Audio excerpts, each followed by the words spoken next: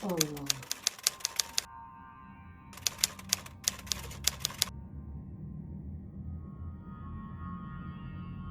Assalamualaikum warahmatullahi wabarakatuh. Assalamualaikum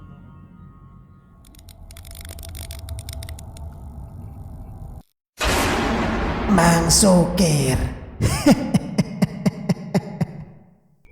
A'udzu billahi minasyaitonir rajim. Bismillahirrahmanirrahim. Assalamualaikum warahmatullahi wabarakatuh. Kembali lagi bersama Mang Sukir. Untuk cerita kali ini, Mang Sukir masih melanjutkan cerita yang sebelumnya. Bau anyir di rumah Suwung. Dan tak usah berlama-lama, langsung saja kita ke ceritanya. Rumah itu milik Ernawati dan tak ada satupun yang boleh tinggal di sana. 17 tahun yang lalu, Ernawati adalah gadis muda nan ayu, putri bungsu Pak Sutarjan dengan Darmini, istri keduanya. Darmini meninggal sewaktu Erna masih berusia 14 tahun akibat sakit kanker payudara. Sebelum menikahi Darmini, Pak Sutarjan telah memiliki 2 anak dari istri pertamanya. Dari istri pertamanya, 1 anak perempuan bernama Widarti dan 1 anak laki-laki bernama Pranoto Jatmiko. Di usianya yang semakin bertambah tua, Pak Sutarjan telah membagi segala yang dia punya kepada anak-anaknya itu. Sebidang tanah, berikut uang untuk membangun rumah. Jatmiko mendapat jatah yang lebih banyak dibanding Widarti, kakaknya, karena Jatmiko anak laki-laki. Kedua anak Pak Sutarjan hidup bersama ibunya hingga menapaki kedewasaan. Selama hidup bersama istri barunya, Pak Sutarjan seolah lupa tanggung jawab menghidupi anak-anaknya, sebab terselaukan oleh kehidupan indah dengan sang istri muda. Namun, selama Pak Sutarjan sakit-sakitan, ia mulai menginsyafi segala kesalahannya di masa lampau. Dia ingin menebus kesalahannya dengan memberikan segala harta bendanya untuk dibagi kepada anak-anaknya yang semua tersisih. Selama sakit di ujung usianya, Pak Sutarjan hanya dirawat oleh Erna seorang demi membayar biaya pengobatan yang tak sedikit.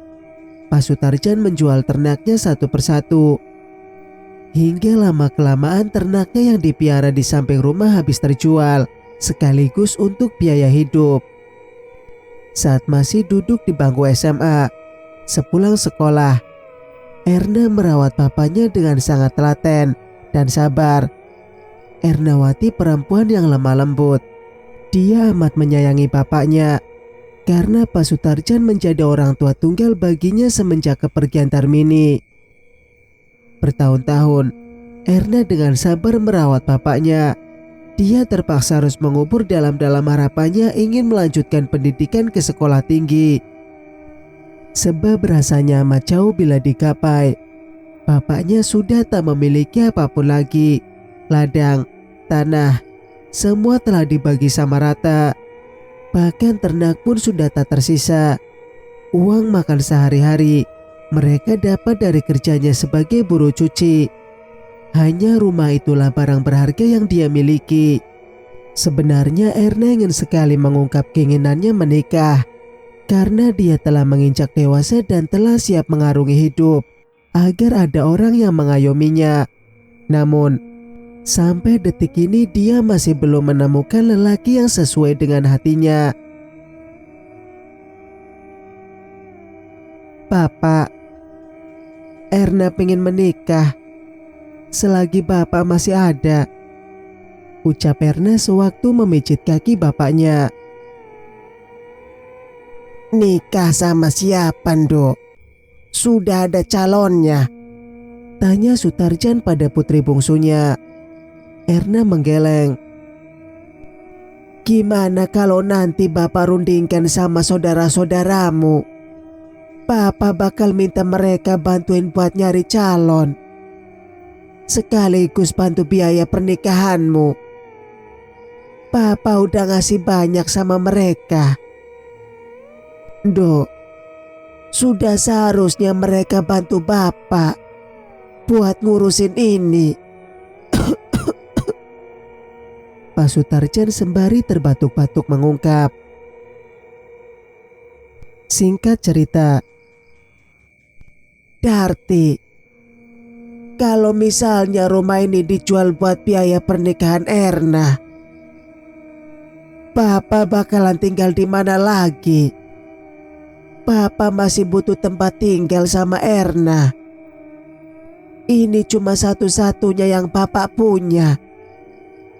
Kalian kan sudah Papa bagi masing-masing bagian.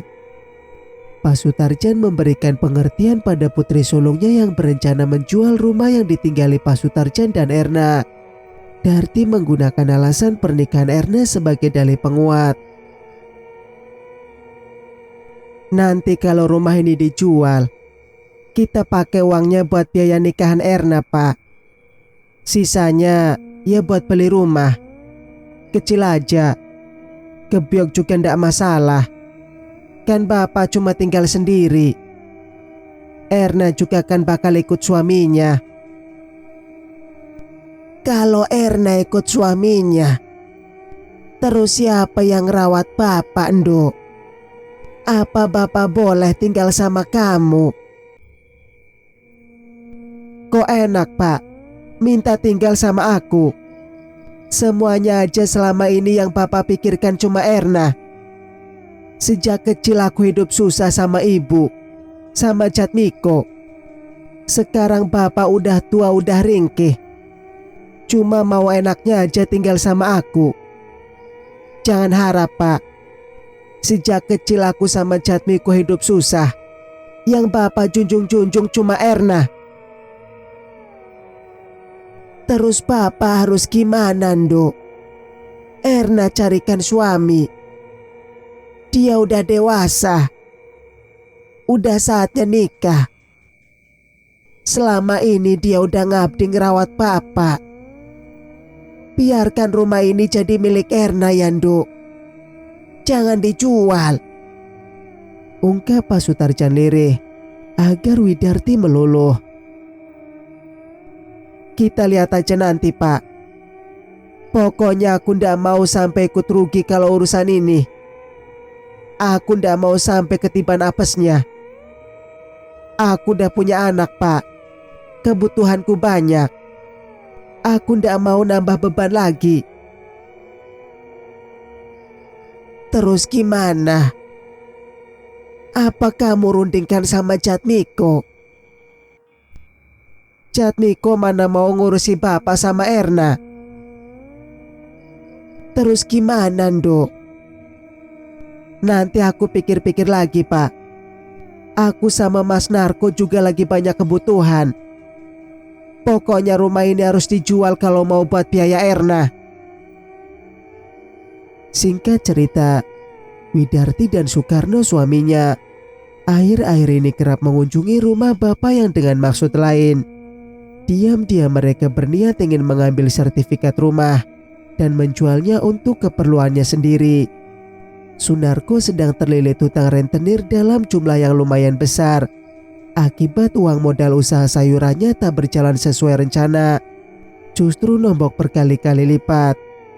Tak hanya butuh uang, Sunarko saat berkunjung ke rumah mertuanya, manakala istri dan bapaknya tengah mengobrol, dia diam-diam mengamati Ernawati yang tengah mencuci pakaian di halaman belakang. Ernawati tampak menyingkap roknya hingga terlihat bagian atas lututnya. Hal itu sontak membuat hasrat Sunarko menggebu melihat tubuh gadis muda nan ayu tengah mekar-mekarnya ibarat bunga. Saat berpamit kerja, Sunarko diam-diam menuju ke rumah mertuanya untuk memadu kasih bersama adik ipar. Ernawati menyambut kakak iparnya bukan tanpa alasan. Dia sangat membenci kakak tertua beda ibu itu, sebab Widarti tak pernah bersikap sopan, bahkan amat kasar secara terang-terangan pada kedua orang tuanya. Widarti kerap berkata seenaknya perihal Darmini. Hal itu membuat Erna sakit hati dan ingin membalaskan sakitnya dengan menggoda suami kakaknya. Tak hanya sekali dua kali, alasan Sunarko menemui adik iparnya untuk memadu kasih. Singkat cerita, Dasar wanita sundal. Anak sama orang tua kelakuannya sama aja. Kamu emang gak diajarin mbokmu. Mbokmu ngerebut suami orang. Sekarang anaknya juga ngerebut suami saudaranya sendiri. Benar-benar sundal kamu, Erna. Pekik Widarti menjambak Erna secara brutal, lantas membenturkan kepala adiknya ke pintu. Setelah mengetahui hubungan gelap antara Erna dengan suaminya. Singkat cerita, hari berlalu. Pertikaian demi pertikaian itu kerap terjadi di depan mata kepala Pak Sutarjan. Dia yang mengidap darah tinggi amat sangat tertekan oleh keadaan. Dan beberapa bulan setelahnya Pak Sutarjan menghembuskan napas terakhir di rumahnya. Erna menangis sejadi-jadinya. Kini dia hanya tinggal seorang diri. Ingin sekali rasanya mengakhiri hidup secepatnya. Namun ia tersadar bahwa ada janin yang mengisi rahimnya. Jika dia pergi cepat-cepat, maka Widarti akan semakin bahagia bisa dengan leluasa menjual rumah itu tanpa dihalangi siapapun. Hari berkabung telah berlalu. Erna tak punya siapapun lagi yang memperdulikan dirinya.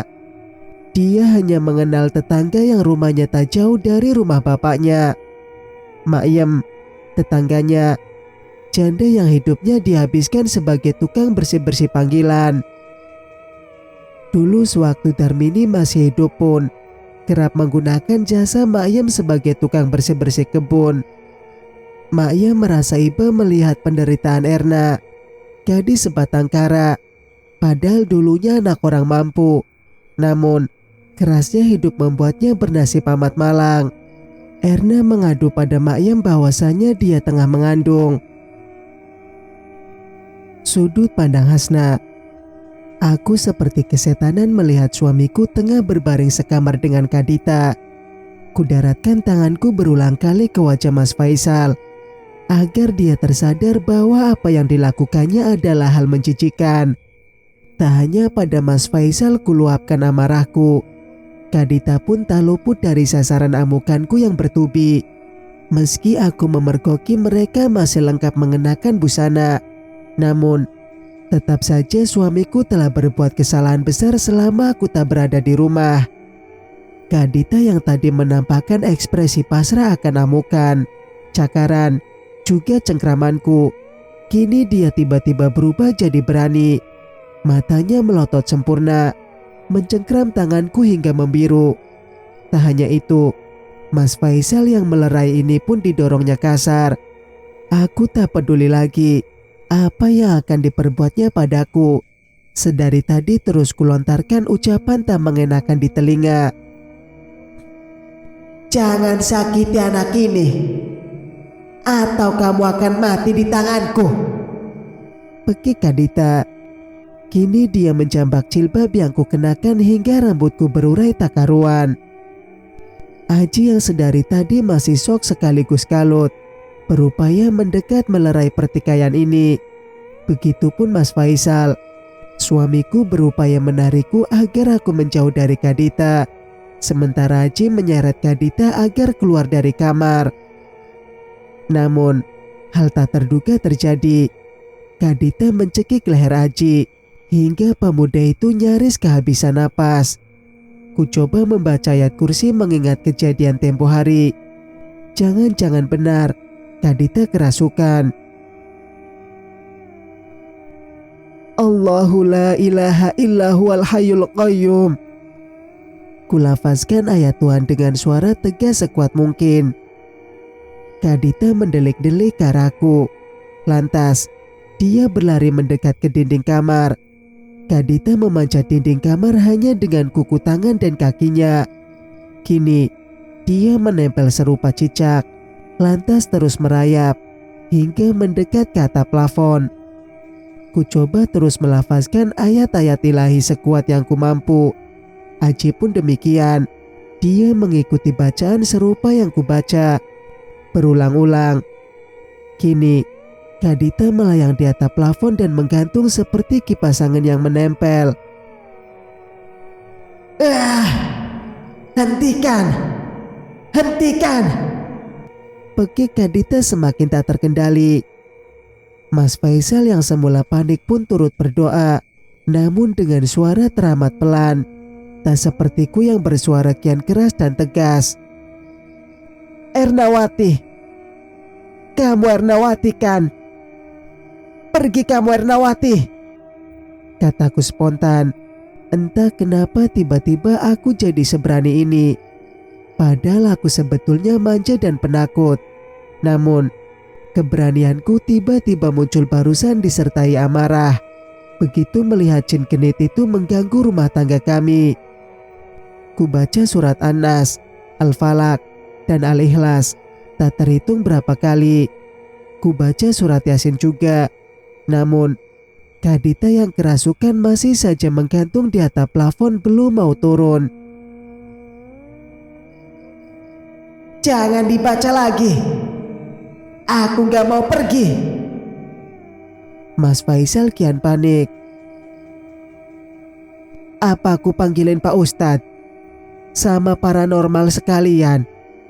Biar Kadita jadi normal kembali," ucap Mas Faisal amat sangat cemas.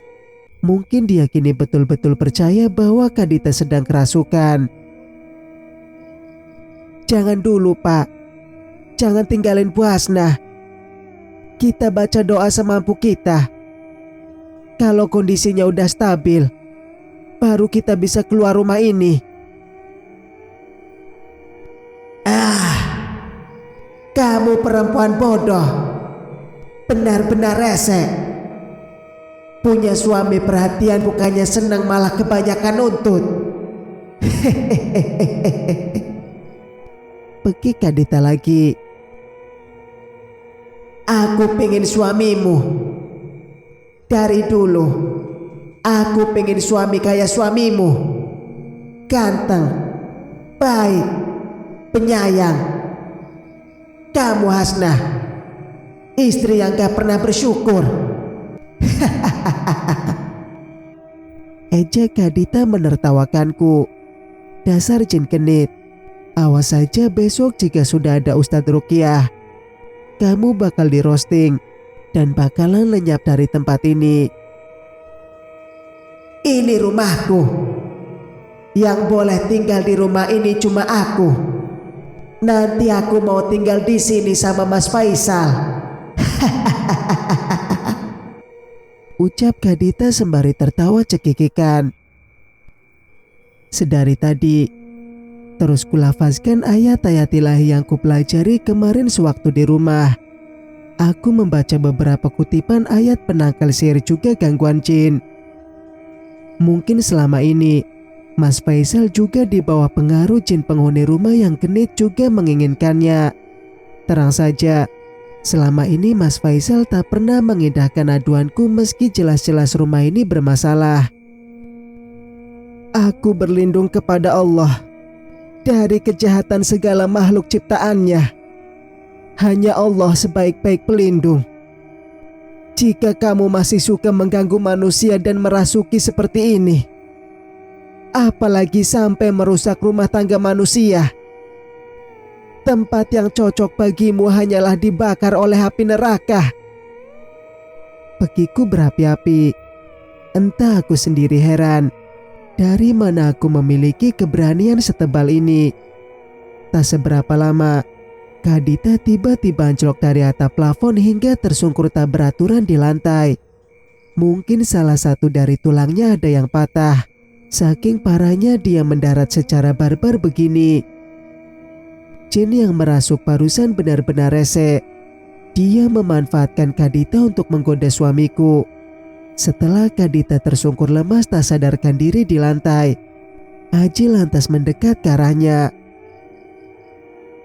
"Dia beneran kerasukan, Bu. Gak nalar banget manusia bisa melawan gravitasi kayak barusan," ucap Aji. Mas Faisal memandangku sayu, penuh rasa bersalah mendalam. "Ci, kamu angkat dia ke ruang tamu. Cinya udah pergi. Aku mau nelpon Taufan. Minta Pak Ustadz segera ke sini buat amanin rumah ini. Selama ini suamiku sendiri gak percaya kalau rumah ini angker. Kataku sedikit menggertak dan memandang Mas Faisal penuh emosi. Entah, selama aku tinggalkan di rumah ibuku, apa saja yang sudah diperbuat dengan Kadita hingga rumah sampai dikunci rapat seperti itu. Hasnah, Mas bisa jelasin? Ini gak seperti dugaan kamu, Hasnah. Selama ini, aku lihat kamu di rumah ini, bukan Kadita. Selama libur kerja, Mas gak pernah sama wanita lain selain kamu, Hasnah. Tapi Mas ngerasa kamu jadi orang lain yang bukan kamu. Jelasinnya nanti aja, Mas. Aku belum butuh penjelasan. Yang aku butuhin adalah Pak Ustadz yang bakal diajak Taufan ke sini. Semoga pikiran Mas bisa kembali jernih dari pengaruh jin genit parusan. Maafin aku, Hasnah. Mas Faisal masih terus meminta maaf. Kurasa dia seperti orang linglung selama aku bermalam di rumah ibuku. Kuambil ponsel dari dalam tasku, lantas segera menelpon Taufan. Taufan, aku boleh minta tolong sama kamu, Van. Ini mendesak banget. Minta tolong apa, Mbak? Genting banget ya. Apa aku harus ke sana? Mumpung lagi istirahat siang ini. Aku mau minta izin kerja sehari gak apa-apa, Mbak. Kalau mendesak banget. Iya, Van. Genting banget ini. Kadita kerasukan. Dia habis berantem sama Mbak. Sekarang dia pingsan. Tolong, Van. Tolong kamu ajakin Pak Ustadz ke sini. Biar Mas Faisal juga lepas dari pengaruh jin itu. Kayaknya Mas Faisal juga disirap, Van. Mas Faisal selama ini ngira kalau Mbak ada di rumah ini. Padahal Mbak gak ada di sini. Astagfirullah, Mbak. Fatal banget itu, Mbak. Oke, Mbak. Aku segera ke rumah Pak Ustadz Hanafi sama Ustadz Abdul Malik buat ngajak beliau ke rumah Mbak secepatnya. Sekarang ya, Van? Iya, Mbak. Sekarang aku langsung ke sana. Aku tutup dulu teleponnya ya, Mbak. Aji, apa yang kamu lihat? Itu gak seperti apa yang kalian duga. Aku gak pernah berniat selingkuh dari istriku, Ji. Mas Faisal berupaya meyakinkan Aji yang mulai menatap skeptis ke arah bosnya sendiri. Kehilangan respek sebab melihat dengan mata kepalanya sendiri bahwa bosnya yang disegani itu membawa perempuan lain masuk ke dalam rumah kami. Entahlah, Pak. Saya berusaha berpikir sejernih mungkin dan tetap percaya sama Bapak. Tapi apa yang saya lihat adalah sebuah kenyataan. Terkadang memang ada sesuatu yang sulit dijelaskan dan tak masuk akal, meski kita sudah menyaksikannya sendiri. Balas Aji masih berupaya tetap berkepala dingin dan memasang wajah segan pada bosnya. Aku paham, Aji tak serta-merta ingin menyalahkan akan penggerbekan ini. Hasnah, tolong percaya sama aku, Hasnah. Raut muka Mas Faisal tertunduk lesu. Sementara aku masih dikepung amarah, juga perasaan entah. Kupalingkan wajah tak ingin menatapnya, menanti kedatangan Taufan membawa tamu yang kami harapkan dapat membantu kami berikhtiar lepas dari gangguan. Sudut pandang autor. Maem. Ernawati terisak-isak mengadukan kekerasan yang dilakukan oleh kakaknya, terutama selepas bapaknya tiada. Widarti semakin brutal menyiksa adik bungsunya itu, seperti ingin meluapkan dendam serta luka lama yang tertahan-tahan. Wajah Ernawati nyaris lebam kena gamparan tangan kakaknya sendiri. Sebutan jalang sudah biasa dia dengar di telinganya. Widarti kerap datang ke rumah itu untuk mengintimidasi adiknya agar memberikan surat sertifikat rumah yang disembunyikan Erna. Widarti terus mengancam dan memaksa. Namun, Ernawati tetap kukuh dan tak bersedia melepaskan miliknya. "Sampean kenapa, Nduk?" "Aku pingin mati aja, Makyem. Nyusul ibu sama bapak. Aku udah gak kuat, Makyem." "Kalau sampean mati, pasti Widarti tinggal enak-enakan ngambil rumahmu, Nduk. Di sini saja. Kamu sama Makyem ya, Nduk. Makyem udah ndak punya siapa-siapa lagi." "Makyem, aku mau mati aja sama anak di perutku ini. Dia nggak bakalan hidup dengan baik, Mak. Dia ndak punya bapak. Dia lahir dari ibu sebatang kara yang tersiksa kayak aku, Mak. Lebih baik aku mati aja ya, Mak." "Jangan, Duk." Sejak saat itu, Makyem dan Ernawati tinggal bersama. Ernawati selalu berada di rumah Makyem, seperti orang ketakutan bila mendengar suara ketukan pintu. Takut kakaknya yang akan datang mengobrak-abrik hidupnya lagi. Dia menyadari kesalahannya. Dia pun merasa telah menerima balasan akan perbuatannya. Namun, anak yang ada di rahimnya tak patut menerima kutukan seperti yang dilontarkan kakaknya itu. "Dasar anak pembawa sial. Emaknya perebut suami orang. Sekarang anaknya mewarisi sifat ganjen. Hidupmu ndak akan tenang, Ernawati." Itulah cercaan yang selalu dilontarkan dari mulut Widarti. Hingga Ernawati muak mendengarnya. Orang-orang sekeliling tak berani turut campur masalah keluarga itu. Khawatir disangkut pautkan dan terperosok dalam pusaran permasalahan rumah tangga dan rumit itu. Ernawati selalu bersembunyi di dalam rumah Makyem agar kehamilannya tak diketahui siapapun. Dia tak ingin identitas anaknya kelak disebut orang-orang sebagai anak sial yang lahir dari rahim perebut suami kakaknya sendiri. Jadi, Ernawati lebih memilih diam dan meminta perlindungan pada Makyem agar menjaganya di gubuk kayu itu. Makyem mengambil satu persatu barang yang akan dibutuhkan oleh Erna atas permintaan wanita muda itu. Makyem menjual barang-barang yang sekiranya masih bernilai jual di pengepul barang bekas agar Erna tetap bisa bertahan hidup.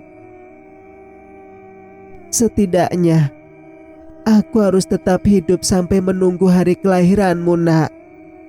Erna mengelus perutnya yang kian membesar. "Makyem, kalau anak ini sudah lahir, jangan pernah bilang ke siapapun kalau anak ini adalah anakku, Mak.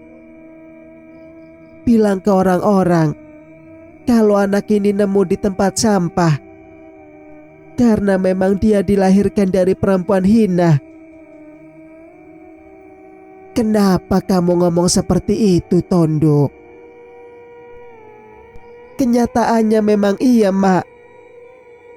Aku menggoda Mas Narko, dan kami mau sama mau, sampai berkali-kali, sampai akhirnya ada cabang bayi di perutku, Mak. Aku memang sengaja menggoda Mas Narko, biar Mbak Darti tahu rasanya disakiti, rasanya dikhianati. Aku sengaja ngelakuin itu biar Mbak Darti sakit hati, Mak." "Nduk." "Iya, Mak. Aku memang ganjen. Semua warga desa sini pasti udah kenal kalau aku ganjen. Sampai mau diajak tidur sama suami Mbak Yuku sendiri.